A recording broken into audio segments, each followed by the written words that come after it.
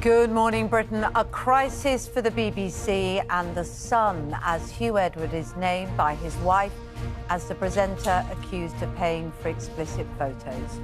He's now in hospital for mental health treatment as police rule out a criminal offence. This morning, the BBC resumed its own investigation while The Sun's forced to defend itself from claims it crossed a line. The longest strike of its kind in the history of the NHS as doctors keep up their fight for more pay. Well, in the next hour, junior doctors walk out of this hospital in central London and others right across England in this dispute that sees them not on the wards, not in the operating theatres until 7 o'clock next Tuesday morning. Could this be the beginning of the end for Alzheimer's? The new drug that could be approved as soon as next year. Dame Barbara Windsor's husband, Scott, will be here to tell us why he thinks it should be available on the NHS. Wake me up before you go. Don't leave me hanging on like a yo-yo. Wake me up. And Pepsi and Shirley join us live to look back at 40 years since Wham's debut and how you go on a first date with both Martin Kemp and George Michael.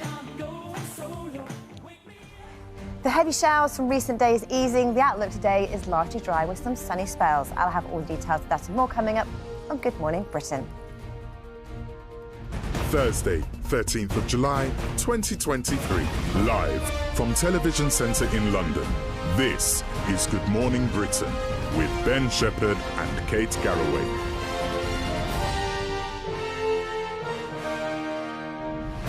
Hi there, good morning. Very excited about Pepsi and Shirley coming in. Very excited, Pepsi and Shirley. You've watched the Wham documentary, haven't you? I can't tell you. Annie and I sat and watched it. As kids of the 80s, big Wham fans, George Michael as well.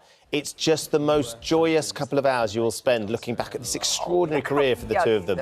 It's absolutely sensational. And Pepsi and Shirley, sort of front and centre or behind them singing and dancing all the way through. And a massive part of it as well. I can't wait to hear what their thoughts are about that time. I can only imagine they've got good memories. There's just so much joy in it.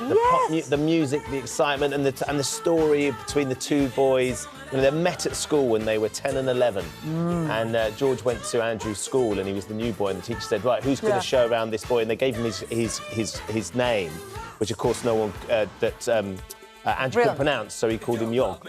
That was the way he could do it. And then he just showed him around that first day of school and then they were inseparable and created this extraordinary phenomenon. Particularly when they realised they were both so passionate about music as well, it made all the difference. Yeah, so can't wait to talk to them a little bit later on in the show.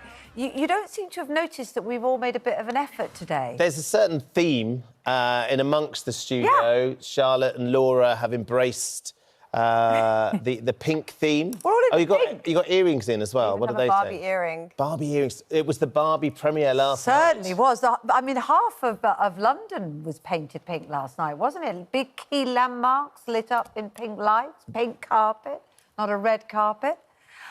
Look at her there. Now, that's actually, I think that's a Vivienne Westwood version of a genuine Barbie outfit. Wow. Ryan Gosling, looking great, not in pink.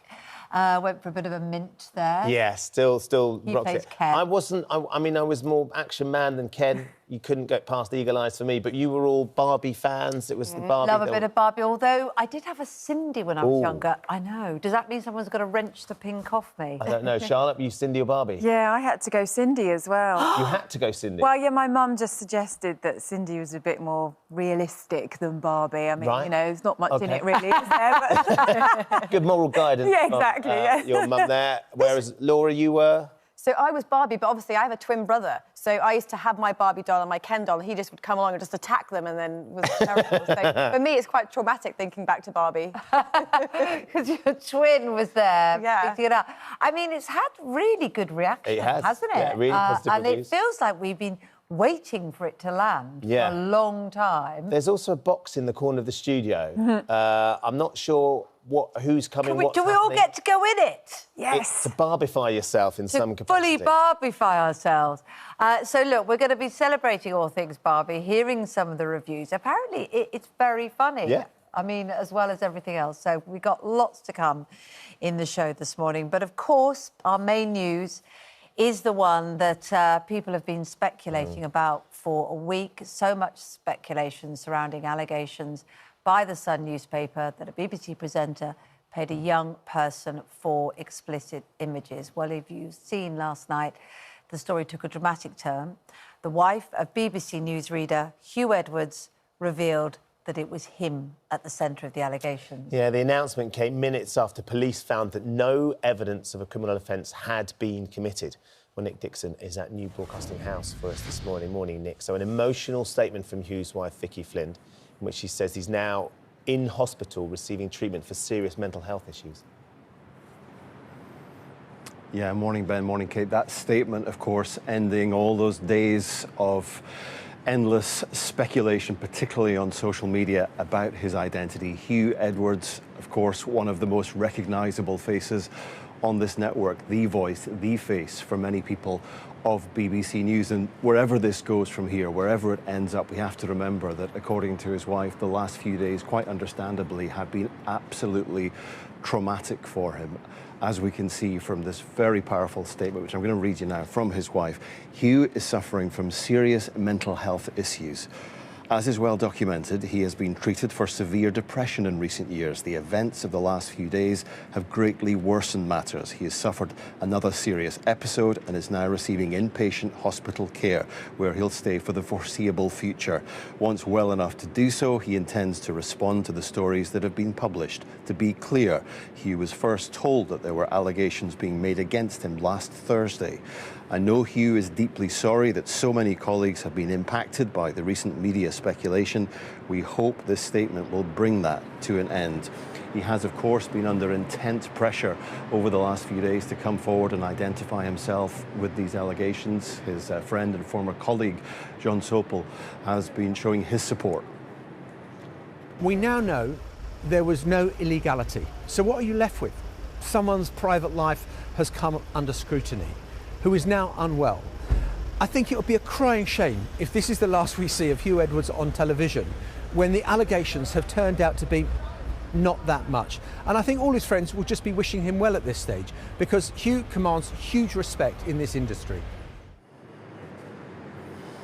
Perhaps just as important with this story is that the police have said that there's really nothing for them to investigate in terms of a criminal investigation. The allegations, the information given to them by the BBC is back with the BBC for their internal investigation. The BBC statement reads as follows: the police had previously asked us to pause our fact-finding investigations, and we will now move forward with that work, ensuring due process and a thorough assessment of the facts while continuing to be mindful of our duty of care to all involved. Now, where does this leave the Sun newspaper, of course, which broke this story last weekend on Saturday with the initial allegations? Well, their statement says the Sun has no plans to publish further allegations about Hugh Edwards and will cooperate with the BBC's internal investigation. We should stress as well there have been more allegations and claims in the last few hours about Hugh Edwards. The BBC's Newsnight programme reported that a number of BBC staff had received what they felt to be inappropriate messages from him. It may be, quite understandably, some time before we actually hear from Hugh Edwards in terms of any kind of response to these allegations, but his wife mentioned in that statement that he will do so when he feels ready. Nick, thank you. And John Sopel is talking to us a little bit later. You heard him there staunchly defending his friend and speaking up for him. He will know the state of mind that Hugh Edwards is in this morning, so we'll be talking about that a little bit later on.